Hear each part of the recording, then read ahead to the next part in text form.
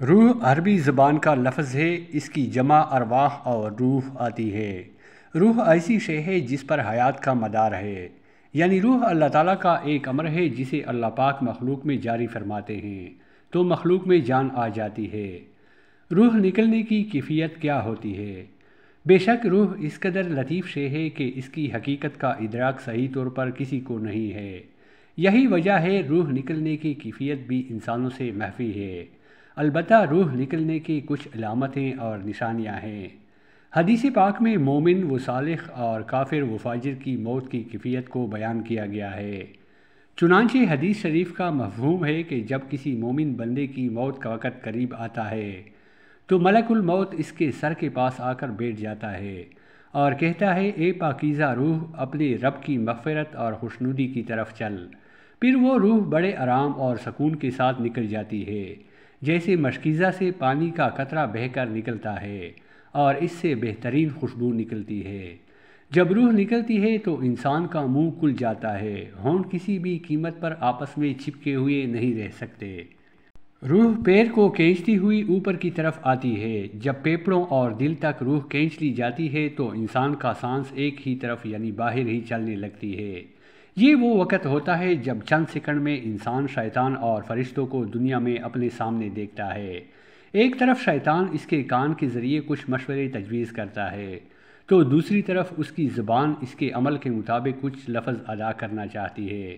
اگر انسان نیک ہوتا ہے تو اس کا دماغ اس کی زبان کو کلمہ شہادت کی ہدایت دیتا ہے، اور اگر انسان کافر، مشرک، بددین یا دنیا پرست ہوتا ہے تو اس کا دماغ کنفیوژن اور ایک عجیب ہیبت کا شکار ہو کر شیطان کے مشورے کی پیروی ہی کرتا ہے اور انتہائی مشکل سے کچھ لفظ زبان سے ادا کرنے کی بھرپور کوشش کرتا ہے۔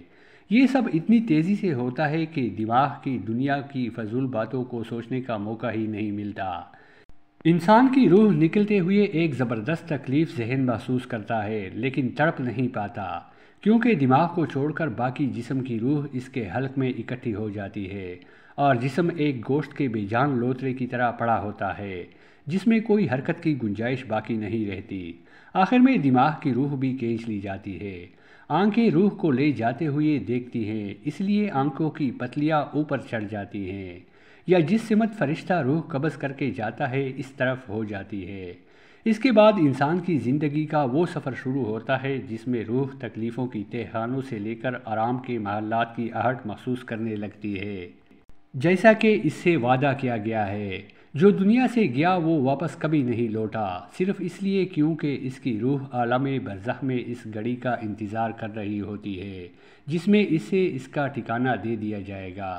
مومن کی روح اس طرح کھینچ لی جاتی ہے جیسے آٹے میں سے بال نکالا جاتا ہے، اور گناہگار کی روح خاردار درخت پر پڑے سوتی کپڑے کی طرح کھینچی جاتی ہے۔ جب کسی فاسق و فاجر یا کافر شخص کا دنیا سے جدا ہونے اور آخرت کی جانب کوچ کرنے کا وقت آتا ہے تو اس کے پاس سیاہ چہرے والے فرشتے آتے ہیں اور حد نظر کی مسافت پر بیٹھ جاتے ہیں۔ پھر ملک الموت آتا ہے اور اس کے سر پر بیٹھ کر کہتا ہے، اے حبیس روح، اپنے رب کی ناراضگی اور غضب کی اور چل۔ پھر وہ روح اس کے پورے جسم میں پھیل جاتی ہے اور فرشتے اس کی روح اس قدر سختی سے نکالتے ہیں جیسے لوہے کی سیخ کو بھیگی اون سے نکالا جاتا ہے، اور اس روح سے مردہ لاش کی طرح بدبو آتی ہے۔ موت کے بعد روح کی جاننے، سننے اور دیکھنے کی صلاحیت نہ صرف باقی رہتی ہے بلکہ پہلے سے بڑھ جاتی ہے۔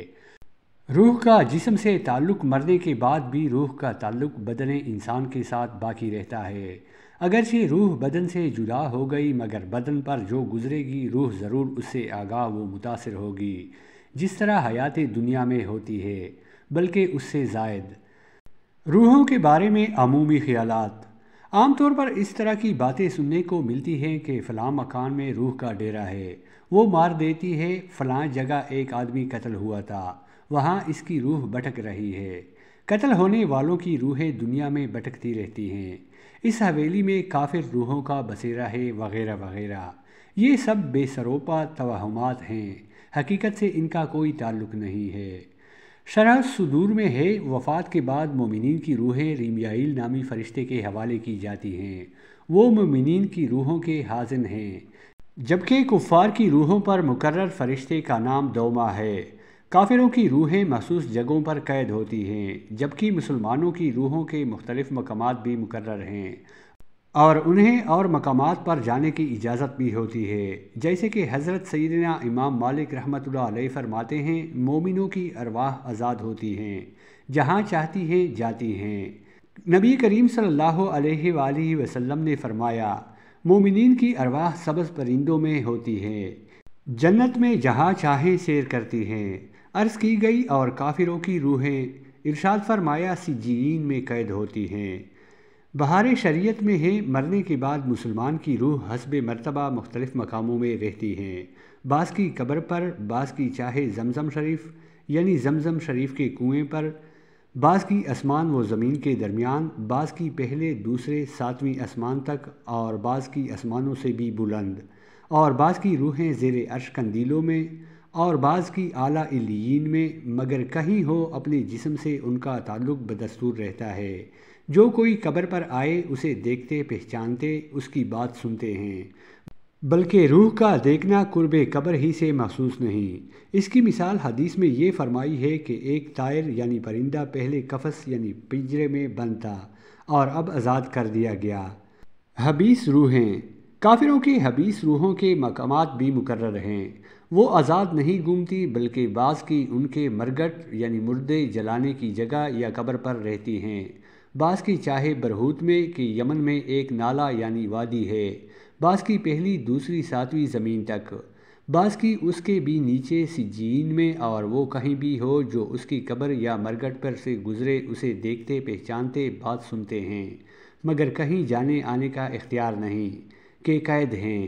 یہ خیال کہ وہ روح کسی دوسرے بدن میں چلی جاتی ہے، خواہ وہ آدمی کا بدن ہو یا کسی جانور کا، جس کو تناسخ اور آگون کہتے ہیں، محض باطل اور اس کا ماننا کفر ہے۔ جانوروں کی روحیں، جانوروں کی ارواح کے متعلق علماء کے کئی اقوال ہیں۔ تفسیر روح المعانی میں ہے، جانوروں کی ارواح ہوا میں مہلک رہتی ہیں یا جہاں اللہ پاک کو منظور ہوتا ہے وہاں رہتی ہیں اور ان کا اپنے جسموں سے کوئی تعلق نہیں ہوتا۔ اللہ تعالی ہم سب کو موت کے وقت کلمہ نصیب فرما کر آسانی کے ساتھ روح قبض فرما اور نبی پاک صلی اللہ علیہ وآلہ وسلم کا دیدار نصیب فرما، آمین ثم آمین۔ پیارے دوستو، اگر آپ کو ویڈیو اچھی لگی ہو تو برائے مہربانی ویڈیو کو لائک اور چینل کو سبسکرائب کیجیے۔ شکریہ۔